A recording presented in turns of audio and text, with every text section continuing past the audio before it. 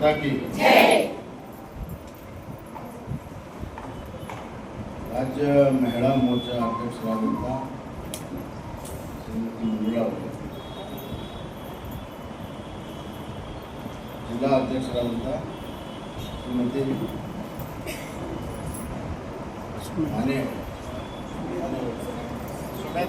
ಸುಮೇಧಾ ಮಾನೆ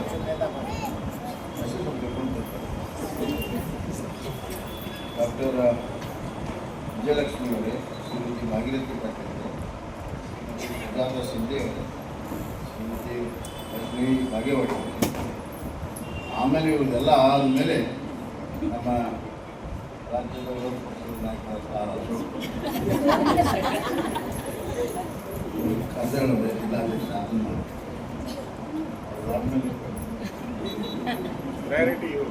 ಮುಂದೆ ಈಗ ನಡೆಯೋದಮ್ಮ ಆತ್ಮೀಯ ಬಂಧುಗಳು, ಶಿವಪೂಜಾ ಕನ್ನಡಿಗರಿಗೆ ನಾವು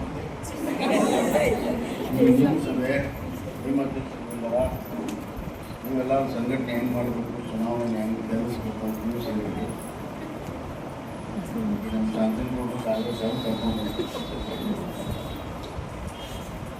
ಈಗೇನು ಹೇಳಿಕೊಡೋ ಅವಶ್ಯಕತೆ ಇಲ್ಲ. ಚುನಾವಣೆಯನ್ನು ಗೆಲ್ಲಿಸೋ ಸಲುವಾಗಿ ತಾವು ಮನಸ್ಸು ಮಾಡಿದರೆ ಖಂಡಿತ ಗೆಲ್ಲಿಸ್ತೀವಿ.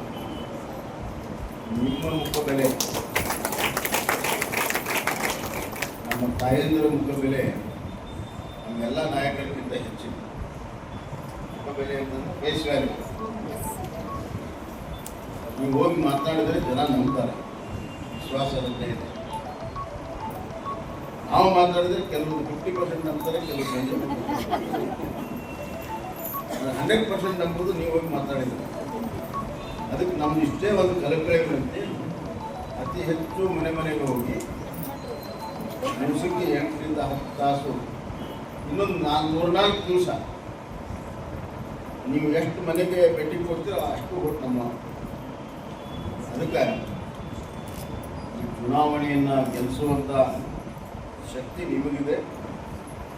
ಯಾರಾದರೂ ಚುನಾವಣೆಯಲ್ಲಿ ಪರಿವರ್ತನೆ ಮಾಡುವಂಥ ಶಕ್ತಿ ಇದ್ದರೆ ಅದು ತಾಯಂದರಿಗಿದೆ. ದಯವಿಟ್ಟು ಅದನ್ನು ಮಾಡಬೇಕೆಂದು ಕಳಕಳಿಯಿಂದ.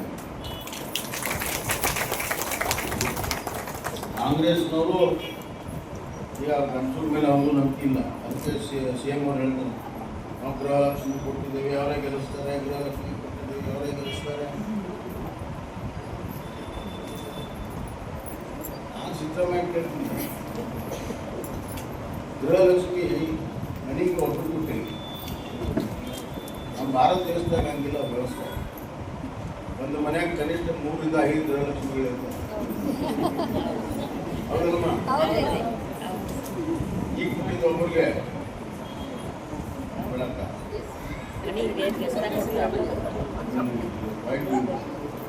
ಈಗ ಕೊಟ್ಟಿದ್ದು ಒಬ್ಬರಿಗೆ, ಇನ್ನು 3-4 ಮಂದಿ ಅವ್ರು ಏನು ಮಾಡ್ಬೇಕು? ಕೊಡಂಗಿದ್ರೆ ಎಲ್ಲರೂ ಕೊಡೋ. ಜಗಳ ಹಚ್ಚಿದ್ದಾರೆ ಮನೆಯಲ್ಲಿ. ಎಷ್ಟೋ ಸ್ವಸ್ಥರು ಯಾರೇ ಮನೆ ಮಾಡ್ಯಾರ, ಯಾಕಂದ್ರೆ ಅವ್ರ ಮನೆ ಇದು ಮಾಡಾಕ್ಯಾರ.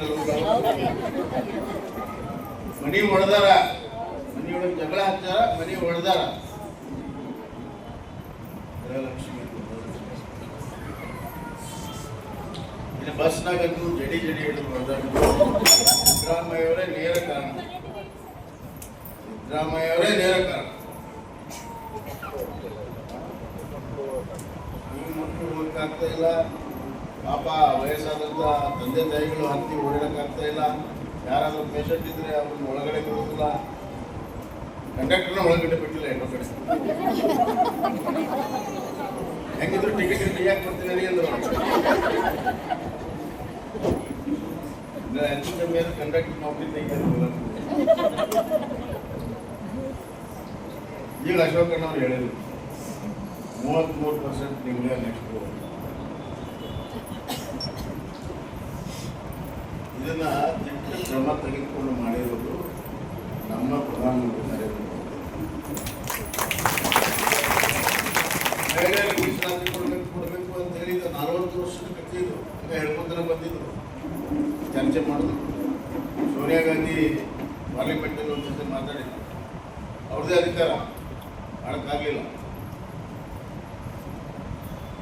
ಆದರೆ ಒಬ್ಬ ಮನುಷ್ಯ ಏನಾದರೂ ಬದ್ಧತೆಯಿಂದ ಏನಾದರೂ ಕೆಲಸ ಹಿಡ್ಕೊಂಡ್ರೆ ಅದನ್ನು ಪೂರ್ಣ ಮುಗಿಸುವವರೆಗೂ ಮಾಡುವಂಥ ಛಲ ಇರುವಂಥ ಯಾರಾದರೂ ನಾಯಕರು ಇದ್ದರೆ ಅದು ನರೇಂದ್ರ.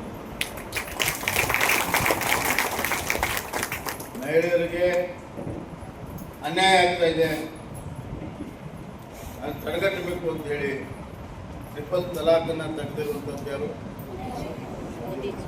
ಅದೇ ಸಮುದಾಯರಿಗೆ ಮಹಿಳೆಯರಿಗೆ ಅನ್ಯಾಯ ಕೊಟ್ಟು, ತಾಯಂದರಿಗೆ ಅನ್ಯಾಯ ಕೊಟ್ಟು, ಅವರಿಗೆ ಸಾಮಾಜಿಕವಾಗಿ ಆರ್ಥಿಕವಾಗಿ ಸುರಕ್ಷತೆ ಇರಬೇಕು, ಕುಟುಂಬದಲ್ಲಿ ಗೌರವ ಇರಬೇಕು, ಸಮಾಜದಲ್ಲಿ ಗೌರವ ಇರಬೇಕು. ಅದಕ್ಕೆ ಟ್ರಿಪಲ್ ತಲಾಖ್ ಅಂತ. ಮಹಿಳೆಯರ ಜೀವನಕ್ಕಾಗಿ ಸಂಜೀವನಿ ಅಂತ ಕಾರ್ಯಕ್ರಮವನ್ನು ಮಾಡಿದ್ದಾರೆ. ಬೇಟಿ ಪಡಾವೋ ಬೇಟಿ ಬಚಾವೋ ಅದು ಮೊದಲಿಂದ ಇದೆ ಅವ್ರದ್ದೇ, ಆದರೆ ಸಂಜೀವನಿ ಅಂತ ಕಾರ್ಯಕ್ರಮ ಮಾಡಿದ್ದಾರೆ.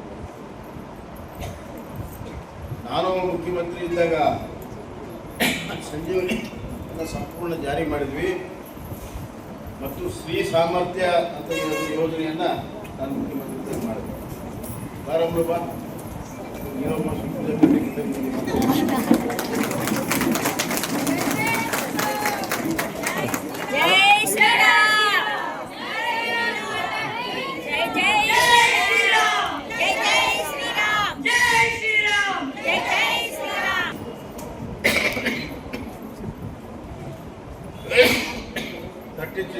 ರಿಸರ್ವೇಷನ್ ಬದ್ಧತೆಯಿಂದ ಮಾಡಿರುವಂಥದ್ದು ಬಿಜೆಪಿ ಸರ್ಕಾರ, ನರೇಂದ್ರ ಮೋದಿ ಸರ್ಕಾರ.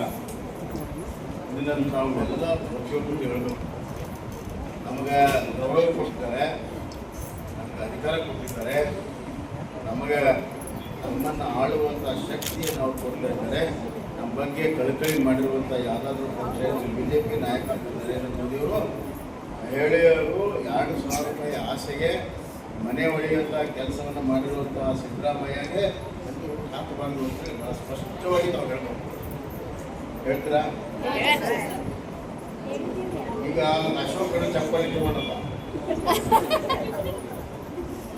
ಅಲ್ಲಿ ನಾಳೆ 16, 17, 18ಕ್ಕೆ ಪಾರ್ಲಿಮೆಂಟ್ನಲ್ಲಿ 33% ಆಗಿ ಬಿಡುತ್ತೆ. ಚಪ್ಪಲಿ ಹೊಡೆದಿಲ್ಲ, ಹೌದು. ಆದರೆ ಇಂಪಾರ್ಟೆಂಟ್ ಆದರೆ ಇಲ್ಲಿ ನಾವು ಇಲ್ಲಿಬ್ರು ಕೂತೇವೆ, ರಾಜೋಳ ಸಾಹೇಬ್ರು ನಾನು. ನೀವು ಇಲ್ಲೇ ಕೂತು ಹೇಳೋಂಗ ಬೆಂಗಳೂರಾಗ ನಾವಲ್ಲಿ ಹೋಗಿ ಕೈ ಎತ್ತಬೇಕು ಅಂದಾಗ ಆಗುತ್ತದೆ.